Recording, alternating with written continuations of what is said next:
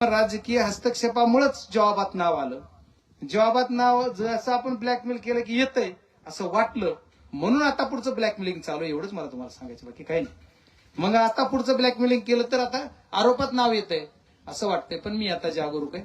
ठीक आहे, तिथं घेतलं, तिथं मी गप बसलो, पण पुढचं घेताना थोडं सोपं होणार नाही आणि त्यांच्या स्वतःच्या बुडाखाली आणणार आहेत 100. पण मी थोडं शांततेने आणखी 1 महिना मी काही बोलणार नाही. 1 महिन्याच्या नंतर बघू. बीडच्या केज तालुक्यातील टाकळी येथील विलास घुले हत्या प्रकरणात पुरवणी जबाबात खासदार बजरंग सोनवणे यांच्या मुलाचं नाव आल्यानं राजकीय वर्तुळात मोठी खळबळ उडाली आहे. या प्रकरणावर बीडचे खासदार बजरंग सोनवणे यांनी एका जाहीर कार्यक्रमात अत्यंत भावनिक आणि आक्रमक भूमिका मांडत विरोधकांना सडेतोड उत्तर दिलंय. एका कार्यक्रमात उपस्थितांशी बोलताना खासदार सोनवणे म्हणाले की आपण चांगलं केलेलं काम कुणाला बघवत नाही, आपल्याला नीतिमत्तेने माहित आहे आपण कसं वागतो. शुद्ध बीजापोटी फळे रसाळ गोमटी याप्रमाणे आपण विचार करायचा. माझ्या दृष्टीने हा माझ्यावर कमी मोठा आघात नाही. लहान वयातल्या मुलाला मी काहीतरी शिकवत होतो. बायकोचा विरोध असल्यानं राजकारण नक्कीच शिकवलं नाही. तो माझं काम हलकं करत असताना कुणाला बघवत नसेल म्हणून त्याला कुठेतरी अडकवायचं काम सुरू आहे असं त्यांनी म्हटलंय. बजरंग सोनवणे पुढे म्हणाले की त्याचं नाव का घेतलं असं हे माझ्या मुलीने मला सांगितलं. त्यांना चांगलं माहिती आहे माझं इमोशनल कुठे अडकलं आहे. मुलामध्ये कोणीही अडकलेला असतो, आणखी वादळ गेलं नाही. राजकीय हस्तक्षेपामुळेच जबाबात नाव आलं. जरासं ब्लॅकमेल केलं की जबाबात नाव येतं असं वाटलं की आता आणखीन ब्लॅकमेलिंग चालू आहे. आता पुढचं ब्लॅकमेलिंग केलं की आरोपित नाव येईल. पण आता मी जागरूक आहे. तिथं नाव घेतलं तिथं मी गप्प बसलो, पण पुढचं नाव घेताना एवढं सोपं होणार नाही असं ते म्हणाले. आपल्या राजकीय विरोधकांना थेट इशारा देत खासदार सोनवणे पुढे म्हणाले की हे असं करणं आयड्या गैड्याचं काम नाही, येड्या गबाड्याचं काम नाही. कुभांड रचायचं काम ज्यांना सवय आहे त्यांनीच करणे. त्यांना ते लकलाभ असो. त्यांची इच्छा एकच आहे की मी व्हायबल व्हावं, पण मी सांगतो मी व्हायबल होणार नाही नाही नाही. पाहूया काय म्हणालेत खासदार बजरंग सोनवणे. भाऊसाहेब काही काळजी नको करू, तुझ्या सेवात सुद्धा त्याच्यामुळे या सगळ्या केज नगरीला आपण सगळे घेऊन येऊन जाऊ. आणि सगळ्या गोष्टी करताना बऱ्याच गोष्टी असतात राजकारणामध्ये. एवढं चांगलं केलेलं कुणाला बघवत नसणारा एक वर्ग असतो. त्याचाच एक भाग म्हणून जे काही तुम्ही बोलले थोडं थोडं ज्या विषय वेगळ्या विषय चलत राहते, त्याच्यावर लई मोठा विषय करायचा नाही. आपल्याला नीतिमत्तेने एक माहित आहे की आपण कसं वागतो.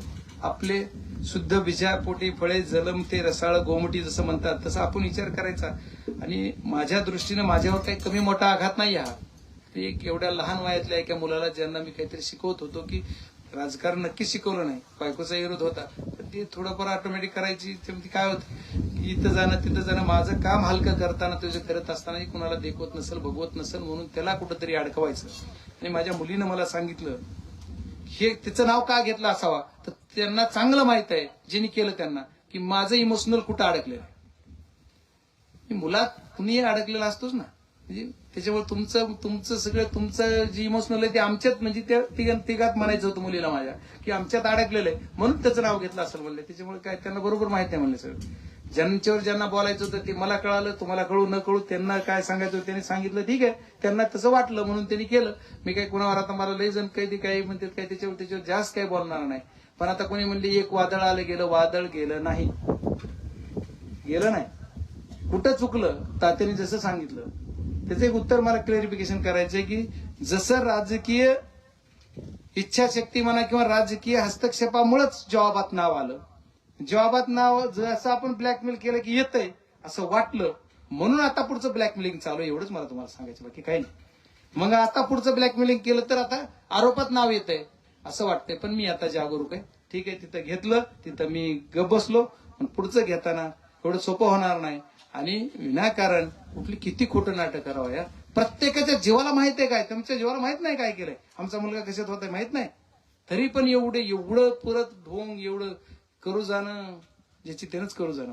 ही दुसरी येऱ्याचं काम नाही. म्हणतात ना येऱ्या गाबाळ्याचं काम नाही, तसं काम आहे. हे उदाहरण रचायचं सुद्धा काम ज्यांना सवय त्यांनीच करू. त्याच्यामुळे त्यांना ती लकलाभ असो, आपल्याला काय नाही. पण त्यांची इच्छा एक आहे की मी व्हायबल व्हावा, पण मी कॅमेऱ्यासमोर सांगतोय व्हायबल होणार नाही नाही नाही नाही, काही नाही.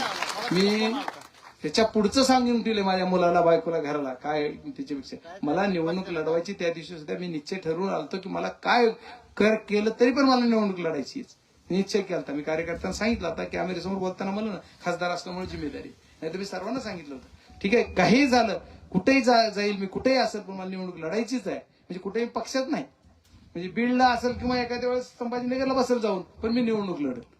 आता लय पुढचं तुम्ही समजून घ्या, पण मला निवडणूक लढवायचीच होती आणि मला निवडून यायचं होतं आलो. तसं आता सुद्धा काही होईल पण मी कुठं मागे हटणार नाही, कुणाच्या आरी जाणार नाही आणि तुमच्यावर जे काय काय आरोप आहेत ते सिद्ध करून दाखविणार हे बी सर्वांना सांगतो. कारण त्यांनी लई काळजी करायची गरज नाही, त्यांच्या स्वतःच्या बुडाखाली आणणार आहेत 100.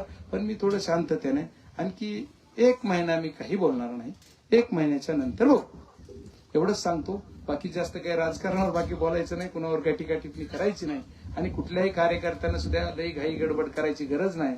एखादी काही जिल्ह्यातून कार्यकर्ते आले तुम्ही सांगू तुम्हाला सुद्धा कुठं काही निधी बिधी कमी पडू द्यायचं नाही. मागच्या वर्षी पडू दिलं नाही, यावर्षी कुठं काही कमी पडू दिलं असं वाटत नाही. मागच्या वर्षी तालुका 2-3 तालुक्यात झाला, यावर्षी जिल्ह्यातच कमी पडू द्यायचं नाही एवढा शब्द देतो बस. बाकी लई जास्त काय सांग त्याच्यावर तुमचं तुम्ही सगळं समजून घ्या. त्याच्यामुळे लई घाई गडबड करू नका.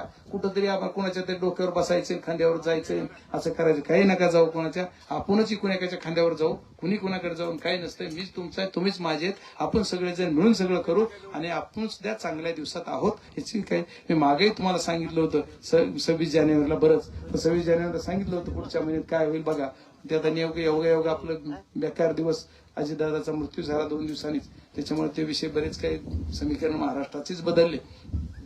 पण आज पण मी तुम्हाला सांगेल की सर्व दिवस आपल्याला चांगले येतील. आपल्याला रेल्वे आली पाणी आलं की आपलं भागलं की बरं आपलं काय राहिलं सर्वसाधारण जनतेचं. आता आमच्यासारख्या कार्यकर्त्याला गुत्त पाहिजे काय पाहिजे तर त्याचं मिटू. एखाद्याचं काय असलं तर काय त्याला त्याची बी अडचण नाही होती त्याच्यामुळे काय ते पण नाही अडचण. मागच्या वर्षी नाही होती 550 कोटीची काय हे कोटी ते आकडा लाखाची कामं दिले ना मामा. तुम्हाला 5-25 दिले असते पण 5-25 तरी प्रत्येक गावाने दिलेत ना. बाकीचे कुणी दिले बरं. मग सगळे एवढे काय 10% मिळाले, कोणाला 15% मिळाले, डीपीटीसी कोणाला काय मिळाले, मग त्यांनी प्रत्येकाने दिले का. मी जसे प्रत्येक गावात 25 लाख काम दिले तर कोणच्या पुढारीनं मला कोणाचं नाव नाही कोणाचं कुणी दिलेत. एखाद्या माझ्या गावात 25 लाख दिले तर सांगू द्या एखाद्याने छाती टोकपणे मी तरी दिलेत ना. मग ती विरोधातला तर विरोधातला आहे ना, सत्तेत असो की विरोधात असो पण तू सगळ्यापेक्षा जास्त निधी माझ्या बीड जिल्ह्यातल्या सर्व जनतेला प्रत्येक गावात द्यायचं काम मी या वर्षात येणाऱ्या करणार. 27चा जी मार्च महिना आहे त्याच्यात सगळ्यांना जास्तीचा निधी प्रत्येक जो बी कोणी लोकप्रतिनिधी त्याच्या गावात एखाद्या देईल. आता पर्टिक्युलर एखाद्या समजा कोणी 100 कोटी द्यायचे ठरलं ते नाही